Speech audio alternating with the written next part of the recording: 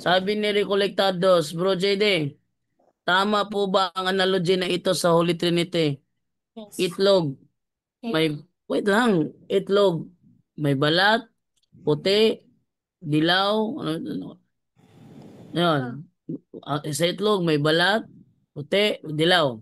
Sa Mm. tubig, may likido, yelo, singaw, isang tubig. Tatlong anyo, tao, may isip, puso at katawan, isang tao. Tatlong aspeto. Ano? Para sa'yo bro, tama ba to o mali? Sa akin kayo, parang hindi tama eh. Redundant naman yung mga analogy na yan. Yung simple yung itlog, pwede yung ginagamit talaga yung itlog. Kasi ang ang Diyos kasi not separated. Hindi separate. Yan ang tandaan natin. Kahit tatlong personas sila, hindi separate sila. Hindi man separated yan eh. Iisang itlog lang talaga yan. Pagbukas mo, andun yung shell, andun yung puti, andun yung dilaw. Kaya pwede mo siya i i-analogy sa Trinity. Pero yung tao may isip, hindi, mali siya. Mali, no, na i-ano mo yung Diyos kasi. Pero ano, ganito rin kasi, sa Bible kasi, ginamit din kasi yan, lalo na sa Old Testament, si Panginoong Kristo at ang Holy Spirit, ginamit sila as hands of God. Sa Isaiah, sa account ni Isaiah, Isaiah 49 to 50, 53. Chapter 49, chapter 50, 51, 53. Ginamit diyan ang Diyos anak bilang uh, yung ano yung hand of God. Basahin na nakalimutan ko 49 ba 'yon? Basa awit Isaiah ginamit din 'yan na ano na pang ano yung art no kasi kung titiisin natin ano natin kung uunawain natin si Panginoong Kristo kasi word of God. Salita siya ng Diyos eh. So parang parte siya ng Diyos, no? Word of God siya. Kaya nga siya word siya sang salita ng Diyos. So parang maano mo rin siya pero ano kasi parang parang makaka-establish tayo ng doubt. Kaya wag na lang doon na lang tayo sa simplification. Ang yung itlog, okay na yung itlog na yung kay Brother Jando, pwede yung kay Brother Jando yung sinabi ni Brother Jando nung nakaraan na yung pamilya, yung tao, di ba? May isang pamilya pero tatlong persona, anak, ama at ina. Pwedeng ganon.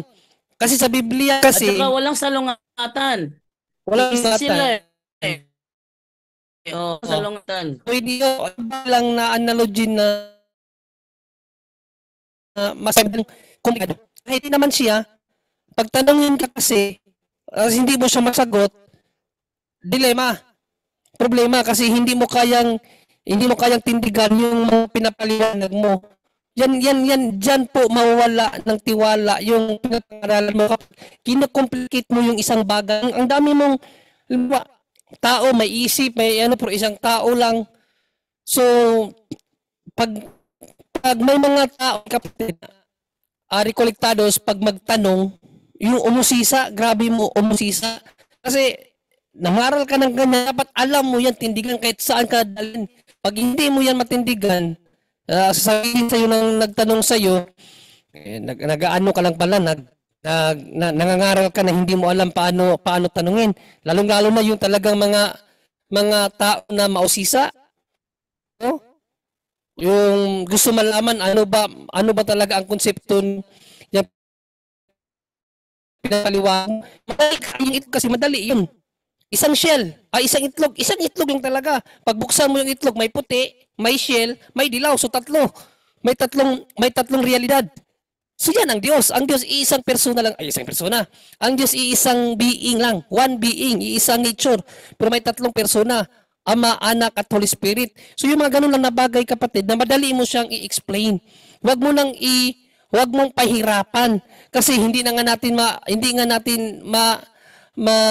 masisid yung talagang ano si God eh. 'Di ba? Kung ano lang yung ibinigay sa atin na aral ng simbahan na masimplify, madali siya maunawan. Huwag na nating i-complicate. Ang dami mo nang sinasabi na ano, ang isa lang ang wag niyong gamitin. Ang daming gumagamit dito para daw copy mix. No, hindi po. Mali po 'yan. No, yung parang copy mix daw na yung ibang mga Trinitarian, parang copy mix daw, may kape, may gatas at saka asukal. Pero isang kape lang, mali po kasi nilagay lang sila, nilagay lang kasi yung tatlong ingredients sa isang plastic. Ang Diyos wala pang pinaglagyan. No, wag tayong gumamit ng mga analogy na hindi pasok sa kalikasan ng Diyos. Yan po ang tandaan natin. Kinakailangan wala siyang hindi may kumpara ba? Kasi Tsaka magkaibang ano bro, magkaibang uri yung ano, yung kape, oo, gatas at sugar. Magkaiba hindi yon. siya parehas. Pala si Brother Jared ba, ipag-ratings natin Andyan si si Brother Jared. Jared. Pinagsama-sama lang Pag-ratings yun. Hindi natin. talaga sila magkasama. Pinagsama-sama lang Para yun. hindi ba ginagamit naman yung mangga, no? Yung Oo, yung mangga, mangga, yan, pwede yung mangga. pwede May mangga. puto, Mm. may balat, tsaka mayroong yung laman. So yan po, Mangga iisang ginagamit ano lang nila. siya, iisang katotohanan lang, pero pag binuksan mo na, mayroong tatlong realidad. Yes, but ang sa simbahan diyan, ang totoo sa simbahan diyan po, ang ginagamit talaga yung family. Pag sa church teachings natin, pag nag-ano sa catechism natin po, pag nabasa niyo yan tungkol sa Trinity, ang paliwanag po ng simbahan is all about the family. Na there is a father, there is mother, and there is a son. Pero kahit saan mo siya dalhin, family lang talaga tawag doon, Hindi no? families. Hindi families. So pag sinabing family, yun siya may tatlong ano, yun ang pinaka-ano ng simbahan sa mga nakikinig ngayon. Paano mo siya ipaliwanag yung Holy Trinity? It's like God is like a word of family. A family, no, kahit ilang pamilya yan, kahit ilang pamilya yan, family pa rin yun. Halimbawa, Santos family. Santos pa rin yan, hindi siya pwedeng Santoses, no? So Santos family pa rin. Hindi Santos families. Hindi ganoon. Correct. So, Santos family lang yan. Kahit sabihin mong kung sino maraming man kami, Santos family pa rin kami. Iisa lang kami, Santos family. Family lang, isang pamilya. So, yun po yung pwede nating i-ano doon, no? Medyo ano sila, no? Hindi masyadong inanon sila sa pamilya eh. Actually, pwede rin yun, no? Pero 3-in-1, malabo siya dahil yun, separate talaga na pinagsama. Hindi kagaya ng natural na nandun yung tatlo ba? Ang itlog nandun yung tatlo, yung mangga nandun yung tatlo agad-agad eh. Pag ano ng ano nandun na kaagad yun eh.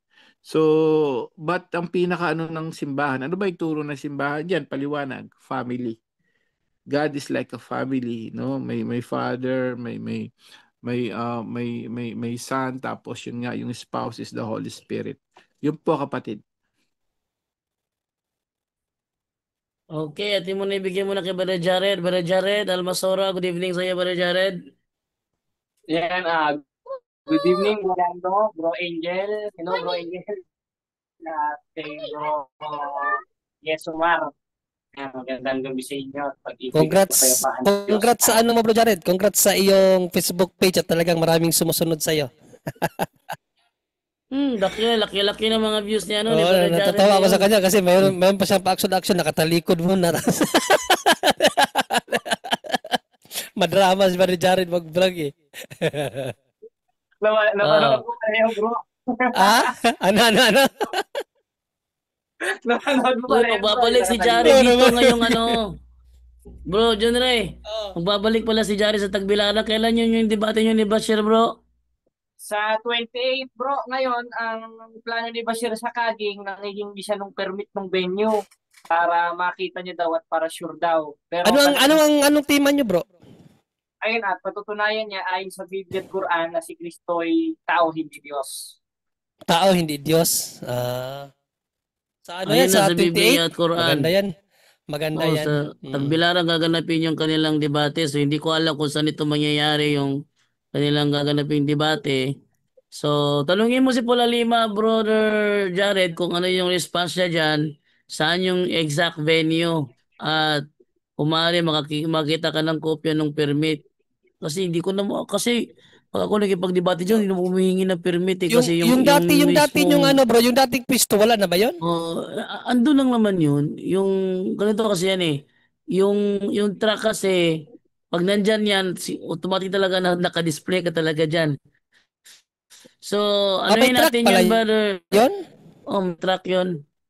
Brother Ah, Jared, tanungin mo sa Brother Paulo Lima kung saan ang exact location ng inyong magiging debate.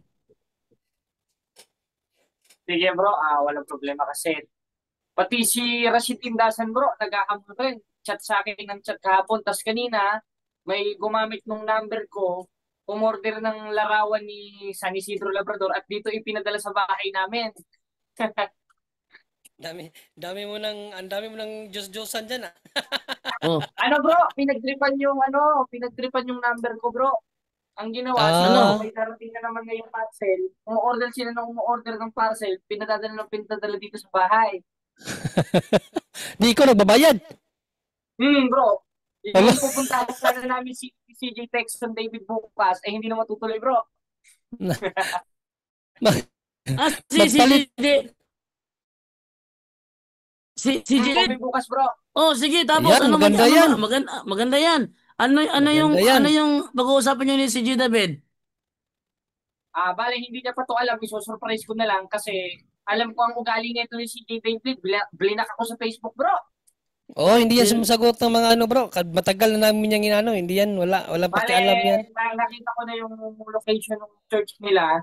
Nakita na namin. Meron na kaming pamasahe kahit papunta lang doon. Kahit hindi na makabalik. Ingat ha, Magpapadala. baka yung mga Magano ka, supporters bro. niya. Bro, Oh, yung ano, bro, yung bawat isa sa inyo nagre-record, bro. Hindi pwede ikaw lang nagre-record. Dapat kayo tigi-isang record kayo. Pag pinunta nyo yung ano ni si G. David, at kayo magpaalam ha na gusto niyo siyang makausap, gusto niyo meet, kausapin niyo siya, ganon. mm. Kasi, At ang Para balita hindi ko dito kayo bro, nakausap ko yung kaklase niya dati. Ito pala yung pasikat sa school. Gusto niya pala nasa kanya yung attention ng mga teacher. Kaya hindi na ako magtataka sa yung tinataparan ng ikalawang 23 siguro hanggang 5 na kaaling sabay nung pagdating ng kaalaman sa 12-4 Daniel, talagang lalabas itong si CJ Baby. Nasa hula. ay ay Napanood mo pala bro, yes, yung ano yung video ko. ay ibig sabihin, bro, Ah. nakausap mo yung kaklase niya? Nakausap ko at sinabi sa akin yung buong detalye ng buhay ni CJ David, tapos yung ugali niya, tapos yung, kung saan siya nakatira. Tapos ngayon, yung church niya, sinabi sa akin. Alam Ano ko pa ng na, classmate niya, bro? Ano pa ng classmate niya? Catholic rin bro, taga-Antipolo ngayon. Nalimutan ko yung pangalan, pero yung conversation namin, ang haba. Inalam ko talaga yung details dito kay CJ. Ito pala yung nagsalang ng Biblia, naging sugo ng pastor. At yung pangalan ng sekta niya, Amazing Grace Church.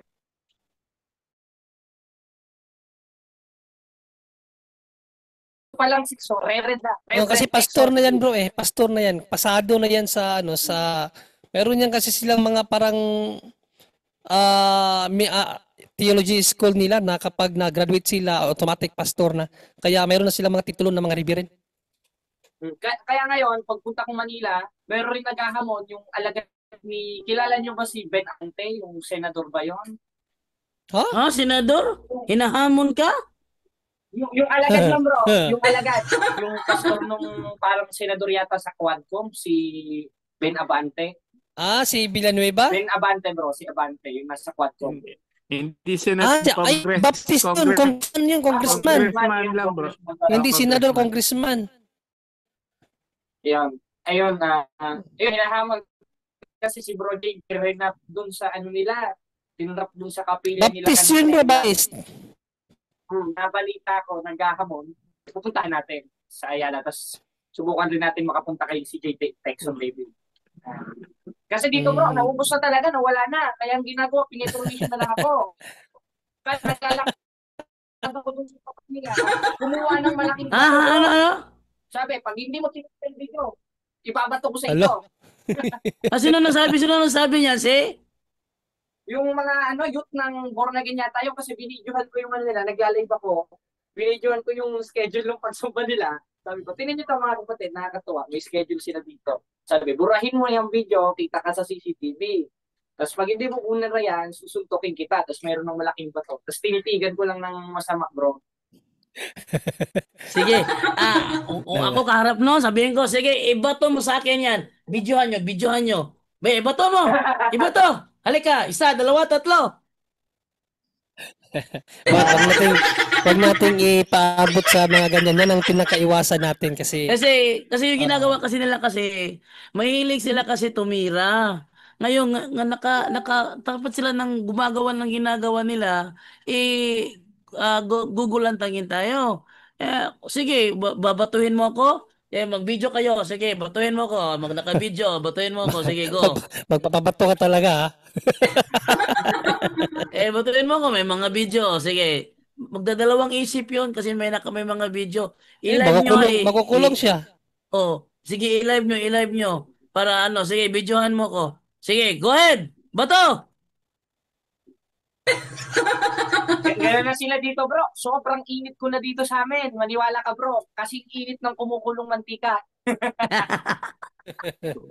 Ingat palagi, Brother Jared, kasi baka magkaroon ka ng mga kaaway personal dyan. Ingat lang.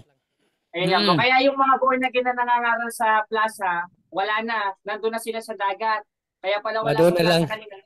Wala sa dagat naman. Naliligo na doon, naliligo. Yung palagi sa simbahan nyo na wala na. Wala na, bro. Sawa tulong ng Diyos.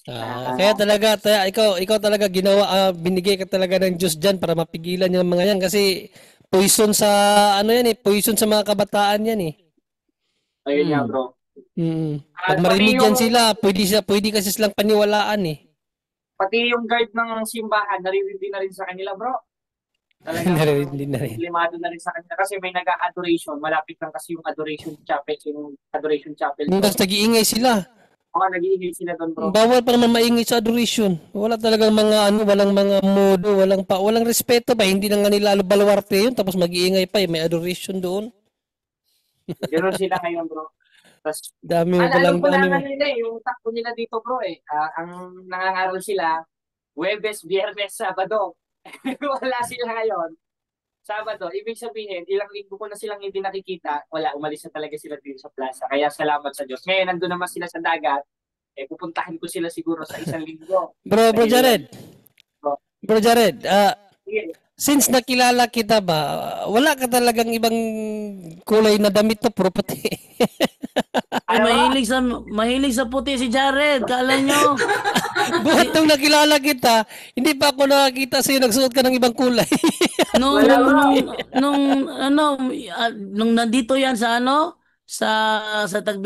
sa Bohol, meron siyang itim na sinuot pero yung cute yung Catholic until the end yun. Suot niya yun. Pero nung kami nasa Cagayan de Oro, lahat ng damit niya sa bag, puro puti. Oo nga, napakahilig sa puti ng batang ito.